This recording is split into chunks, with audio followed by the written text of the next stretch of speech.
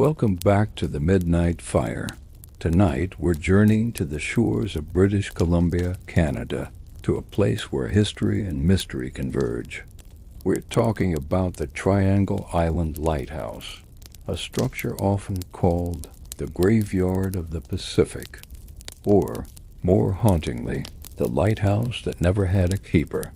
Now, that's not entirely true.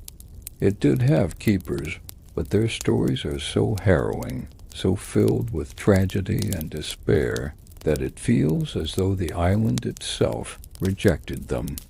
Imagine being perched on a remote, storm-battered rock in the vast Pacific Ocean. This was the reality for the men and their families who were tasked with maintaining this vital light. The government believed it was a necessary beacon to guide ships through the treacherous waters off Cape Scott. But from the very beginning, the project was plagued with problems. Construction was a nightmare, and the location, while strategic, was one of the most inhospitable places imaginable. The island is known for its hurricane-force winds, relentless rain, and thick, disorienting fog. The very elements the lighthouse was meant to combat were the same ones that made life there an unending struggle. The first keeper, a man named Thomas Patterson, arrived with his wife and family in 1910. They were completely isolated. Their only connection to the outside world was a supply ship that was supposed to visit regularly, but often couldn't due to the violent seas. Can you imagine the feeling of seeing your lifeline, your connection to civilization, unable to reach you, turned back by waves the size of buildings?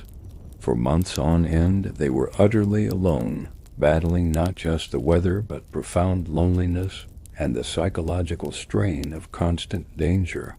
The wind was so powerful, it was said to have picked up chickens and hurled them into the sea. The fog was so dense they couldn't see more than a few feet in front of them.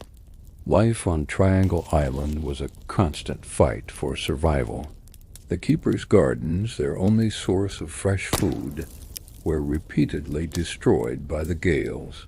The very structure of the lighthouse, the symbol of their purpose, was under constant assault. Windows would shatter, and the tower itself would groan and shake as if it were alive and in pain. The psychological toll was immense. One keeper's wife reportedly suffered a complete mental breakdown from the ceaseless, deafening roar of the wind. The isolation was absolute. There were no neighbors, no friends, no escape, just the endless ocean and the screaming wind. And then there's the tragedy. The most infamous story is that of the first assistant keeper's wife. She gave birth on the island, but the baby was sickly. Desperate for medical help, the family tried to signal passing ships, but the weather was too severe. They watched, helpless, as their infant child faded away. The father had to build a small coffin and bury his own child on that desolate rock. A heartbreaking task in an already unforgiving environment. It's a story that perfectly encapsulates the brutal reality of life on Triangle Island. It wasn't an adventure. It was a sentence. The stories from Triangle Island read like a Gothic novel.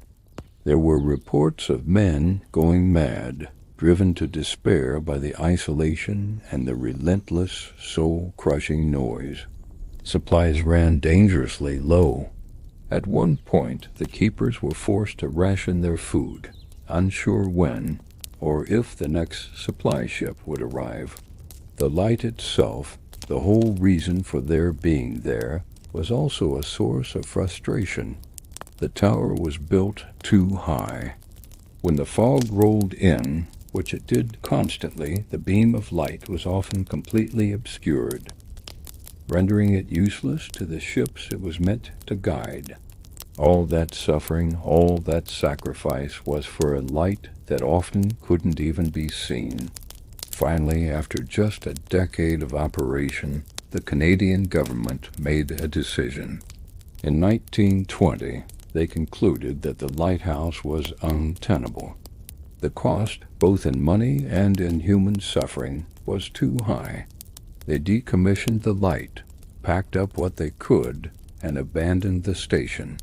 The keepers and their families left, leaving behind the tower, their homes, and the ghosts of their experiences.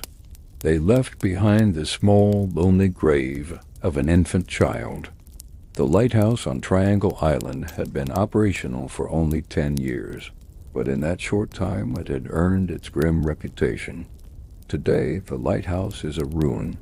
The buildings have collapsed, reclaimed by the relentless nature of the island. The tower still stands, a silent, skeletal monument to a failed experiment and the human lives it shattered. The island is now a protected ecological reserve, home to the largest seabird colony in British Columbia. It's a place of incredible natural beauty, but it's a beauty with a dark and somber history. The wind still howls, the fog still rolls in, and the ruins of the lighthouse serve as a stark reminder of the people who tried to tame this wild place and paid a terrible price. The story of the Triangle Island Lighthouse is a powerful testament to the force of nature and the limits of human endurance.